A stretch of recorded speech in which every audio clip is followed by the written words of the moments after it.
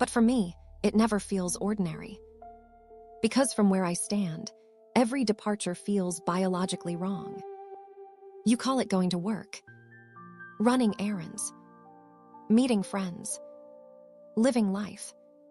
But to a dog, it feels like something much older, like the pack separating on purpose, and deep inside instincts that were built long before houses existed.